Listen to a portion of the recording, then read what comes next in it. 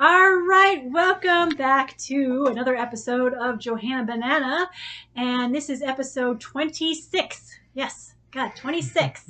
And we were getting the recap cap out, and because I finally found it, yeah. And Aiden put it on. Oh my God, doesn't he look fabulous? I mean, he looks great in it. I mean, what? I don't look that good when I was doing the recap with the cap. And anyways, you look great. So Aiden will be wearing the recap cap as we recap. Okay, here we go. So we have come full circle. Yes, I know. I can't believe this. We are on my final guy. Now, let's recap from our last two episodes. We had the mooch, which I found out. One of my viewers, there's a better name for these kind of people than the mooch. One of my viewers, my good consultant L, sent me this thing. It's so funny. There's a term called hobosexual. So a hobosexual is a person who dates you with the sole interest of having a place to stay. Yes. So that's one thing we have to, because there's one thing that we did when I was doing my whole, oh yeah, here's my chart. When I was doing my whole chart, there was some things that I couldn't believe. Like one, I felt like I've always been dumped and walked out on. Okay, that is not true. All right. Out of all these guys, 12 of them, I only got broken up with two. Your father, and we all know, Post-it note dude. Okay, so that was it. 2 out of the 12 guys, I only got dumped twice. And here I thought, oh, woe is... Yeah, write it down. It'll make you feel better. If you think you've been dumped a lot, write it down, It makes you feel better. So another thing that I did realize when I was writing down this list, and I probably have said in my episodes, and I definitely said this to my consultant, L, people, all the relationships I've been in, they have always latched on to me. They've always stayed with me. Like even Aiden, you mentioned the other day about somebody, everybody's always come here. Yeah. Always, except for A-teamer, because he didn't deign to, meet you or anybody in my life. And then we had the envelope Post-it note guy. I always went to his place because he couldn't handle you because you were giving him the stink eye. Yeah. At the ripe old age of 6 years old with autism, he was intimidated. Anyways. It's funny because I actually liked him. I know. That's the funny thing. I remember I was all, because that one time you did go over, you guys played video games together. But yeah. So that's another thing. Out of the 12 people on my list, I got dumped twice, and only 2 of them didn't like mooch over here. So it's kind of like, that was eye-opening. But, so, we have come complete circle. I can't believe it. I think let me look this up. Hold on one moment. I gotta look this up. I was gonna have this prepared, but me, never prepared here. I just go. Okay, so, I'm gonna go to my videos, and let's see, Aiden, when we started this thing. 6 months ago. So, 6 months. It has taken us 6 months to go complete circle. What are you doing, Aiden? I'm adjusting the camera. Oh, don't mind Aiden's fool coming in here. Okay, he's adjusting the camera. Okay, anyways, but we have come complete circle. It's been 6 months, and the funny thing is, we threw in some other episodes too. We threw in some pets. Yes, our last pet episode. Thank you, LB. There was a horse. Chevy, that I did leave out of the pet episode, and I'm so sorry. That horse was not very sociable like the other two, but so it was left out. I might throw it in at our final episode, Aiden, or I might have 2 final episodes. Just throw in all this stuff that I left out. Okay. We could just throw in the stuff. Pictures people sent me that I never posted. So sorry. We will throw that in. But yeah, I think we'll do that. Anyways, so we're going to, now that we have a complete circle, and we're talking about my last guy with the mental illness, I kind of feel guilty. I think I feel really guilty because at the time, I was so angry, I think I called him Psycho. Was that what we called him? I think we called him Psycho or my fuck up. When? Who? My last guy. Well, I think I referred to him as Psycho in my fuck up. I think so. But I feel bad about that because I now that I've calmed down, this was all back when I first started in January and I was reeling from getting my little order of protection. That I called him Psycho. Okay. Mental illness. I think we should just call this guy mental illness because you can't really, he wasn't psycho. He had some serious mental illness problems. So let's get into that now. Well, we are on guy number 12. Yes, and he is the whole reason, well, part of the reason. Let's not give him complete credit for this. But he is part of the reason as to why Ada and I created Johanna Banana YouTube channel. And because I got scared shitless and I had to get an order of protection. Aiden had to call the cops. And this is why I'm not allowed to date also. This is why I'm on probation, which I know Ada doesn't like me saying that because I sound like a criminal. But well, yeah, because you just say out of nowhere, oh, I'm on probation. I know. Well, whatever. I'm on probation for dating, okay? I cannot date. I'm on probation for that. Okay, but let's get back to our guy.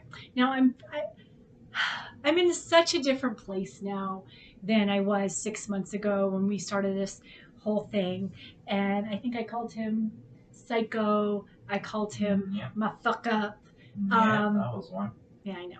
But I'm feeling a little guilty about that because, you know what?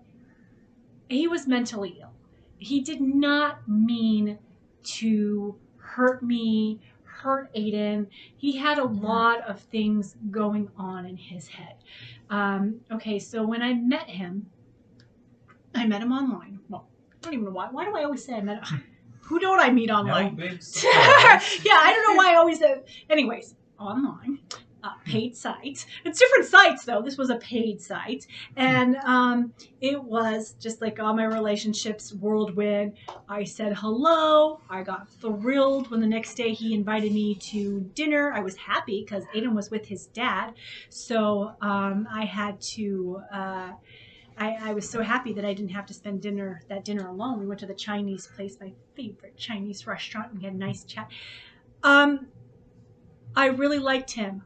What drew me to him, a couple things were, he had been married, so you know me and my whole house broken thing.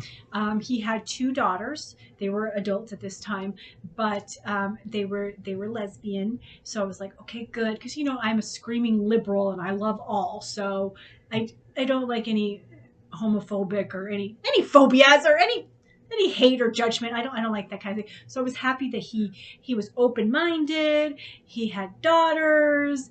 What else? Oh, I know. I still remember.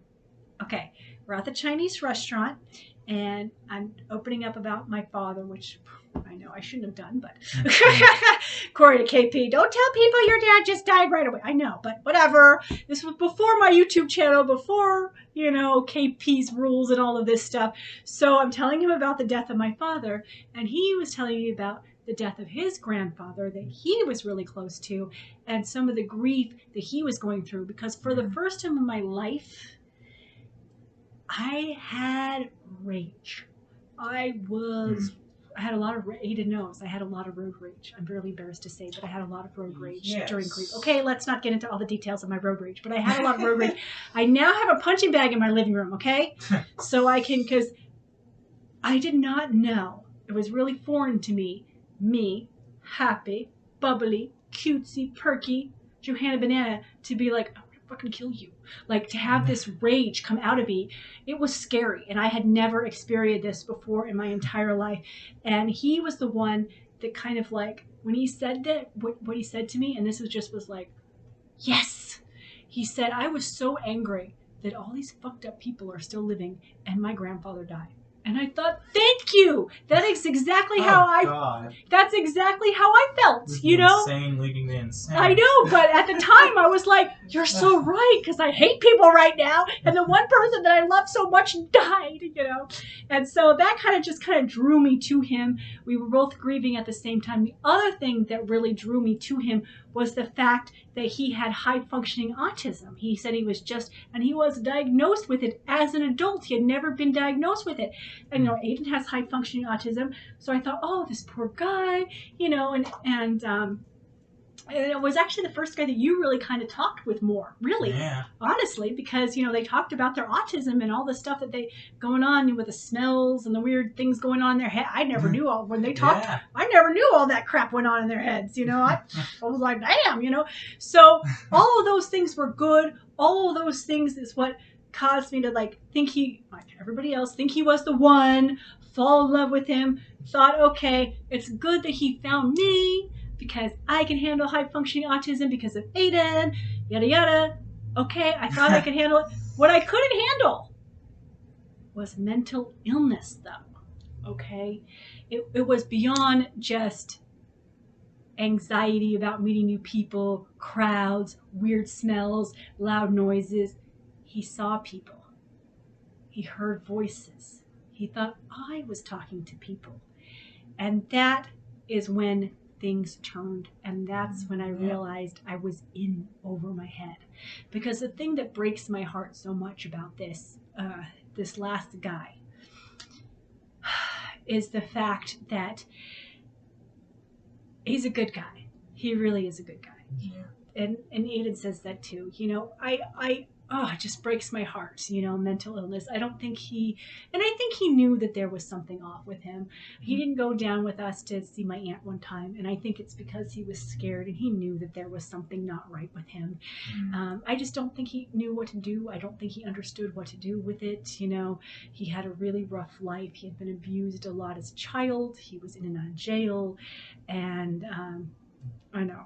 People are probably thinking, why were you dating him? I was trying to understand him. You know, like I always say, I'm people driven. I want to help. I want to understand. I love people. And the one thing that my dad always taught me, and the one thing that drives me the freaking nuts, is the fact that nothing is black and white.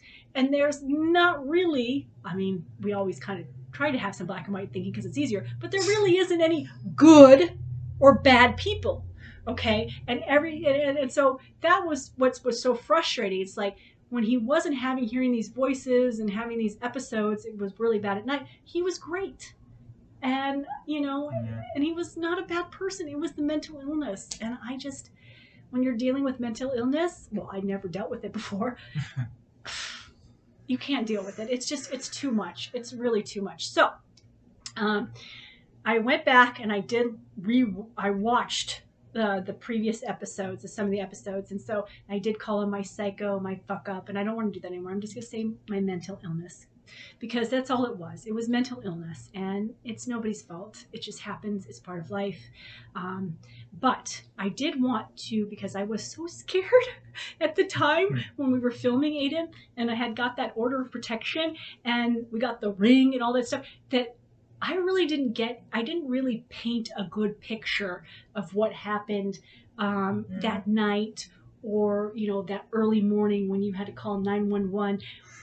I didn't paint that good picture, probably because I was scared to talk. I had just filed the order of protection. Anyways, I was scared to talk, so I was really vague.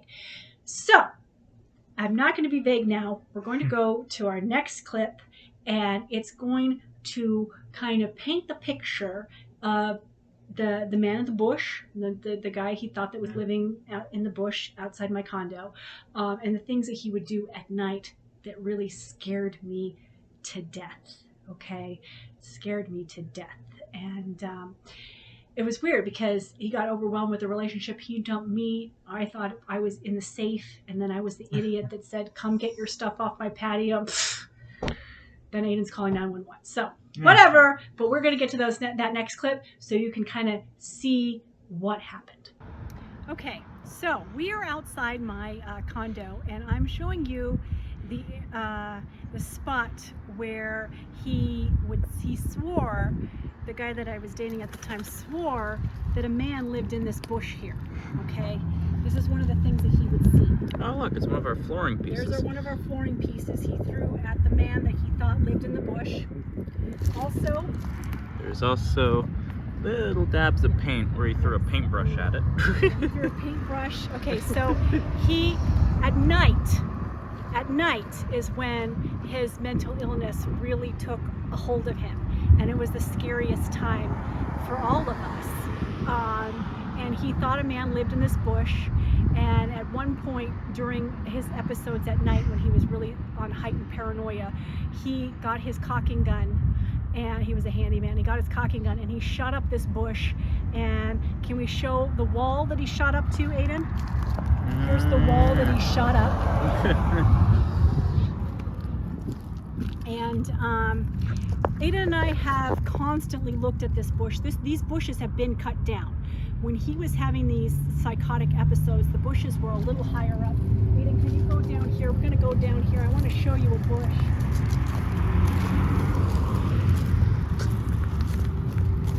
So these bushes get pretty long. They can get pretty tall. And so at night, Ian and I have often looked at these bushes and thought, what did he see in there? Why did he think a man was living in here?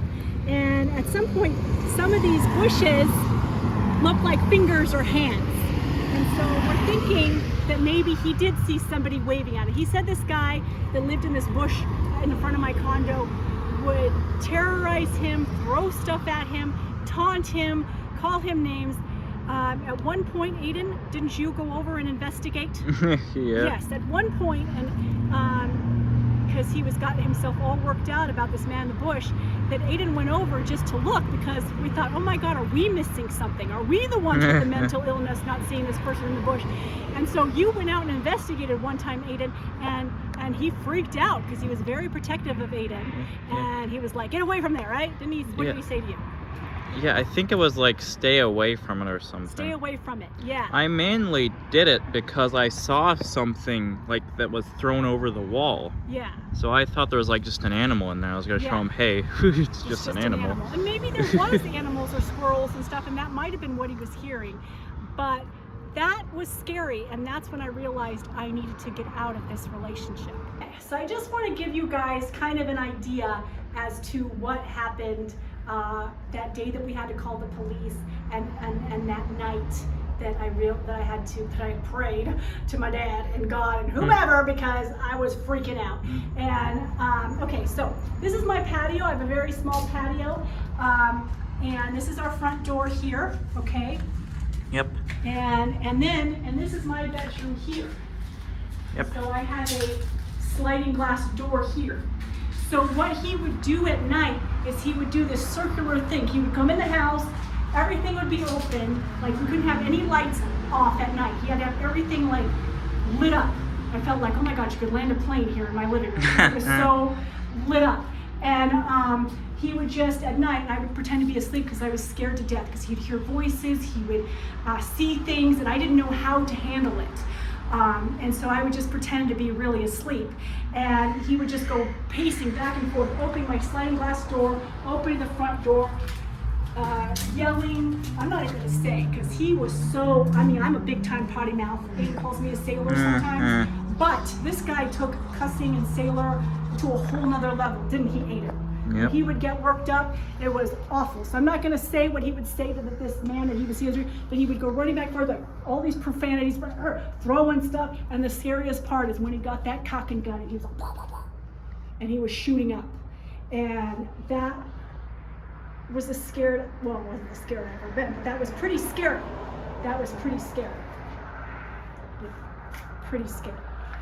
And the scariest I've ever been was what happened that morning when Aiden had to call 911. Oh God, yeah. Okay, so we're going to talk about that. Okay, so he had broken up with me, and I thought that I had gotten off the hook. I think a couple weeks had passed. He had left stuff. Show Aiden.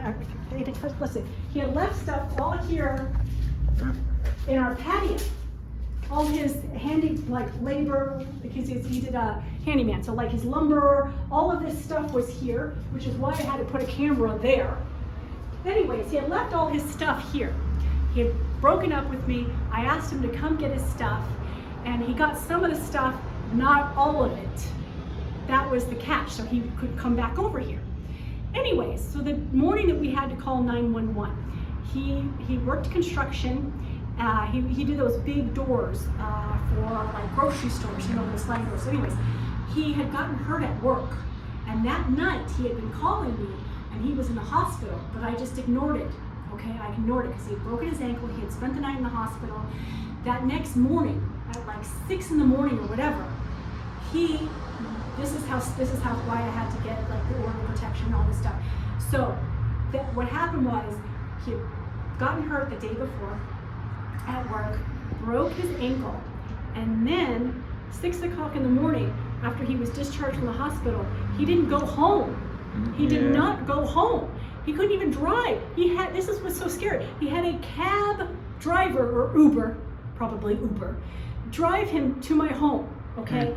So it's morning, like I had said in the beginning of one of my first episodes when I was talking about him.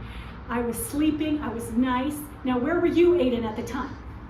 Well, you were in your bedroom, so here's Aiden's room right here. And usually when I'm up on late nights, before I had this installed, I always had this window opened. And it was a good thing, because I start hearing this like stuff getting all rattled around over there. And then I heard him kind of mumbling. Yes. And that's when I started recording, and I got my phone and I ran all the way to her room, and I'm like, hey. Because here this guy is on crutches. I never saw him. I couldn't leave my bed. I was terrified because 6 o'clock in the morning, 6 o'clock in the morning, it was that. That's what I heard. Yeah. And he was calling my name, Johanna, and for the first time in my life, now that was the scariest I'd ever been. I was terrified. I was literally laying in bed, and I never knew, they always have in cartoons or shaking with fear, and unfortunately I've seen dogs at grooming shops shaking with fear. I had never understood that until that moment, and I was laying in bed shaking with fear, trembling, and Aiden was coming around, and he was on the phone with 911. And he was like, come on, open the door, and I'm terrified, and I didn't know what to say, and so this is what I said at the top of my lungs. It took all the strength of me. I'm like laying flat in bed on my back, like it was just so scary to actually be like doing that. And I said to him, leave now. Top of my lungs, really determined, very firm, because I knew that's what I had to do. Just keep it simple. I said, leave now. And he did leave. I was shaking, and he had to hug me, crying. The cop, so it was on the phone with 911, got a phone. The cop did pick him up on crutches, and I don't know why, took him to some hotel. I mean, the guy lived here, I don't know what the heck, but he took him to some hotel and showed me how to get the order of protection. I'm so nice that I felt so bad, because I told the cop, I'm like, I feel bad. I mean, he's on crutches. He broke his ankle. I said, I'm not this cold-hearted, but this guy hears voices and he saw somebody in my tree, and it's just scary.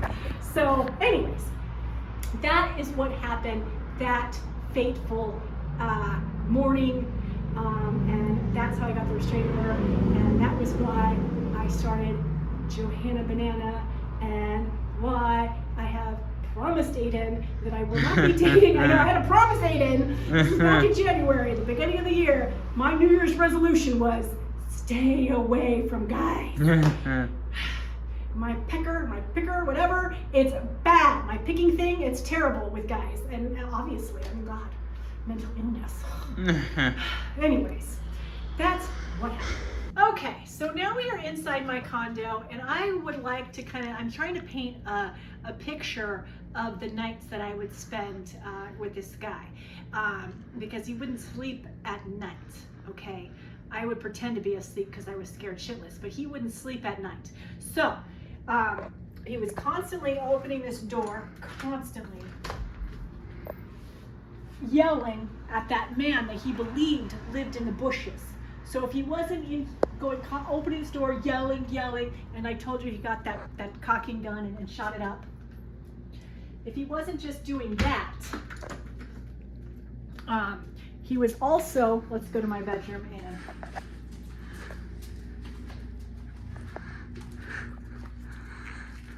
he was also constantly out of this door too, constantly opening this door, closing this door. He would do this throughout the whole night. He was so paranoid, he put this lock down on my door because he was so afraid of that man that lived in my bushes. And I would just lay here with my stuffed animals and pretend to be asleep while he would pace back and forth all night long, looking out the window, cussing, yelling, stomping over here. I'm literally running, cussing, yelling. All the lights are on. All the lights are on.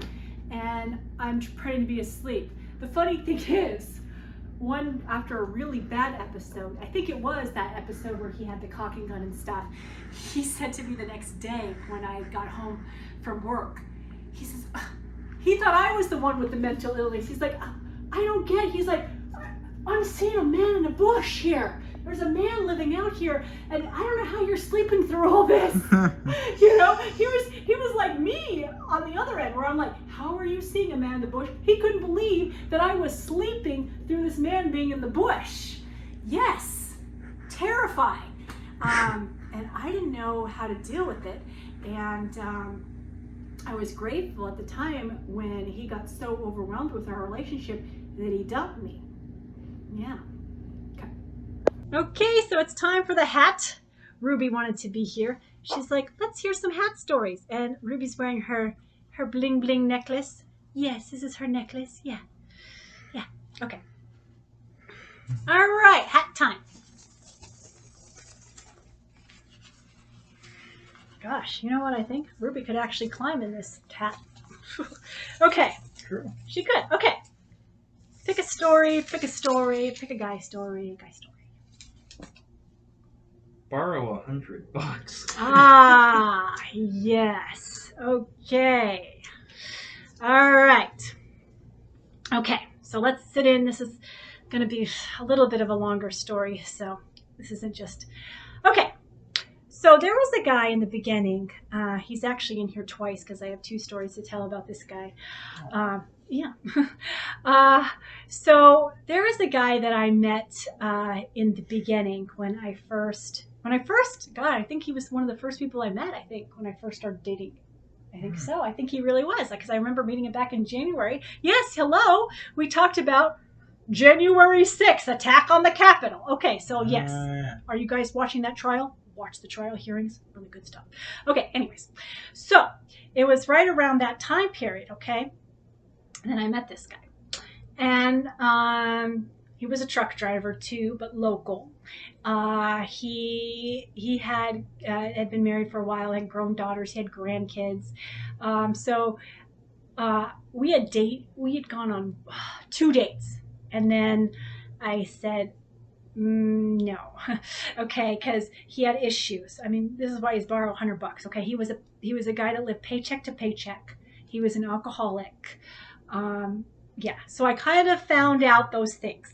So we became just friends after that, which was, I thought it was kind of cool because he was the first guy that I could actually say, hey, can we just be friends? And he was okay with it. Later, in retrospect, why was he okay with just being friends with me?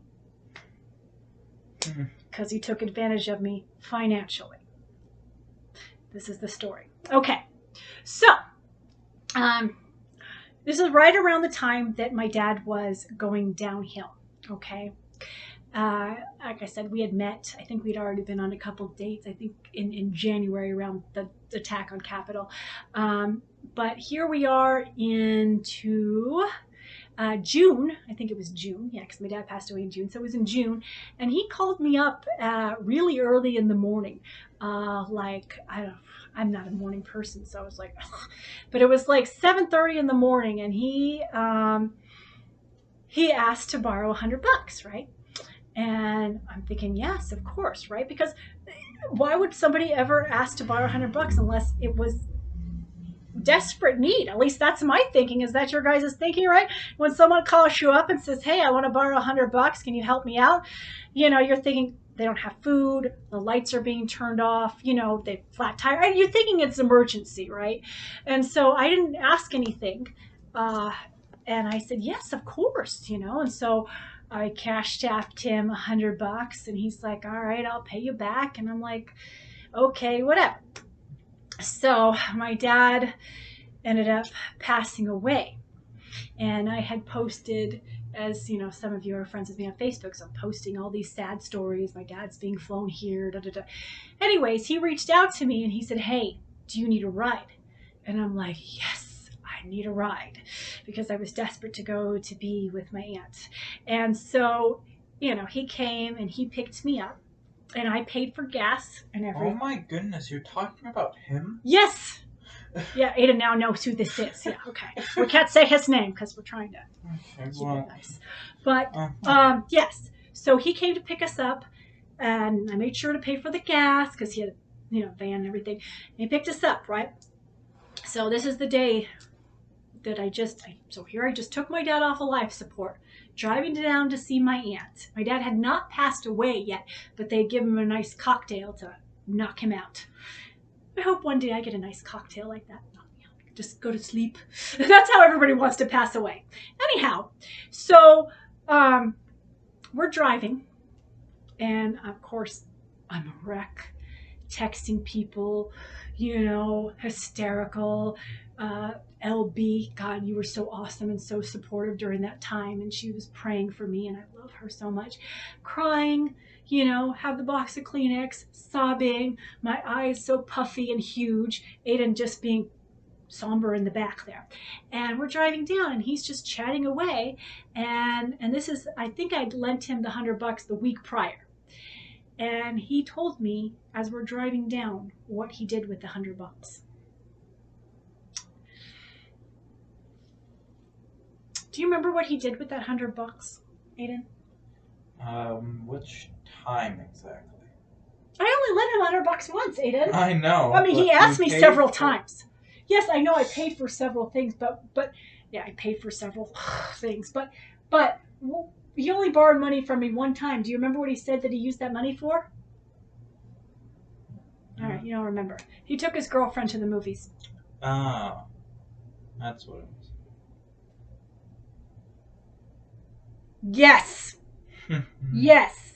I mean, how fucked up is that? I'm sorry, but that was my cousin, my good cousin, that has the pool and everything. When I told her this story, she just was like, burst up laughing. She's like, that's so fucked up. And it was so fucked up, right?